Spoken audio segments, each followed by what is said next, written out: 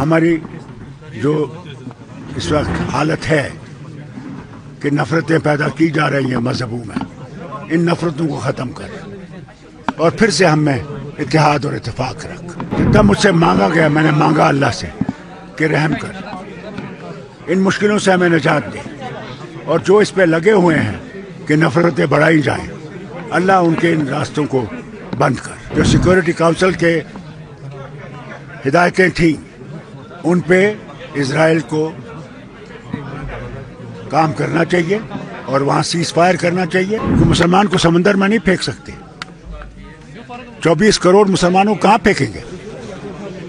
इसलिए मुसलमानों के साथ भी बराबर का सलूक कीजिए।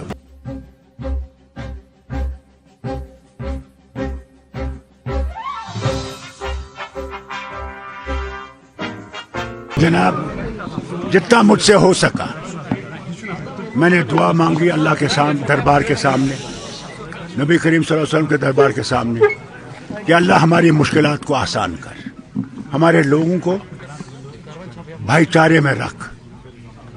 हमारी जो इस वक्त हालत है कि नफ़रतें पैदा की जा रही हैं मजहबों में, इन नफ़रतों को ख़त्म कर और फिर से हम में इत्तेहाद और इत्तेफाक रख।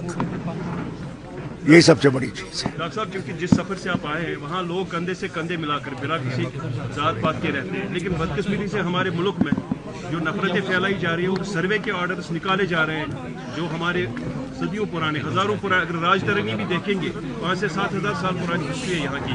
अब रिलीजियस प्लेसों की सर्वे के बारे में बात की जाए, यही तो मुसीबत है। जितना मुझसे मांगा गया मैंने मांगा अल्लाह से कि रहम कर, इन मुश्किलों से हमें निजात दे, और जो इस पे लगे हुए हैं कि नफ़रतें बढ़ाई जाएं, अल्लाह उनके इन रास्तों को बंद कर। फारूक साहब, गवर साहब की गैर मौजूदगी में यहाँ पे 2 सरकारी मुलाजमीन को बरतरफ किया है एलजी इंतजामिया।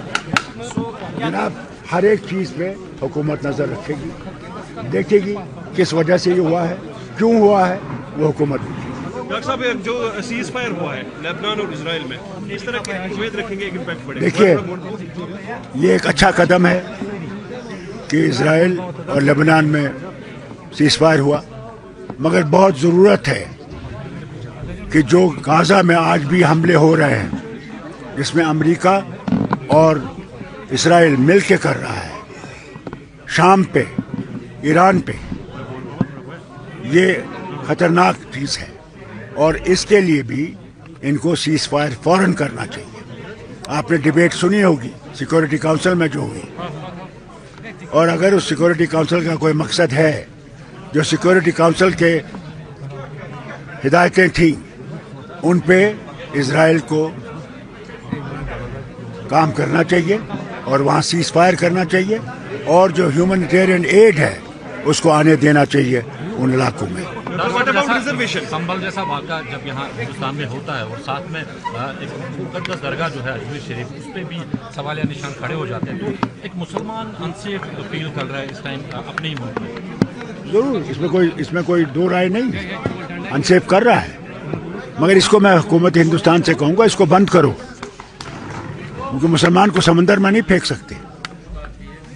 24 करोड़ मुसलमानों को कहाँ फेंकेंगे? इसलिए मुसलमानों के साथ भी बराबर का सलूक कीजिए। वही हमारा आईन है। आईन में कोई फ़र्क नहीं है किसी मज़हब में, किसी ज़बान में, सब बराबर हैं यहाँ, और उस चीज़ को इनको याद रखना चाहिए। अगर आईन को इनने तितर बितर किया फिर कहाँ हिंदुस्तान रहेगा? What about reservation sir? Reservation का भी हम इनसे कहेंगे, रिजर्वेशन पे इनको देखना चाहिए कि ज़रूर है जो नीचे गिरे हुए वर्ग है उनको रिजर्वेशन होनी चाहिए, इसमें कोई शक नहीं है, तभी उठेंगे। इसलिए तो रिजर्वेशन रखी गई थी, इनको बराबरी पे लाया जाए, इसको देखना चाहिए, बराबरी देखना चाहिए। क्या सरकार को चाहिए कि वो जो एलजी एडमिनिस्ट्रेशन है उनसे एक रिपोर्ट मांगे कि कितने लोगों के एडवाइजरी रिपोर्ट्स हैं, किन किन को अभी नौकरी से बाहर निकालने का उनने अपना प्रयास किया? ये सवाल आपको हुकूमत से करना चाहिए, उमर साहब से करना चाहिए। मुलाजमों को निकाला गया है 2 जो सरकारी, या मैंने सुना अभी उस पर भी हुकूमत देखेगी किन वजहों से निकाला गया, کیا وجہ ہے؟ یہ کوئی ایسے نہیں نکال سکتے ہیں، اس لیے دیکھا جائے گا انشاءاللہ۔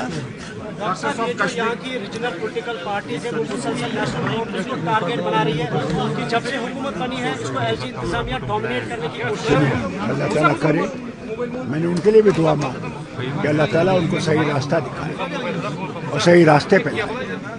ہم لوگوں کے مسئلے برابر ہیں، اس میں ان کو بھی مدد کرنی چاہیے۔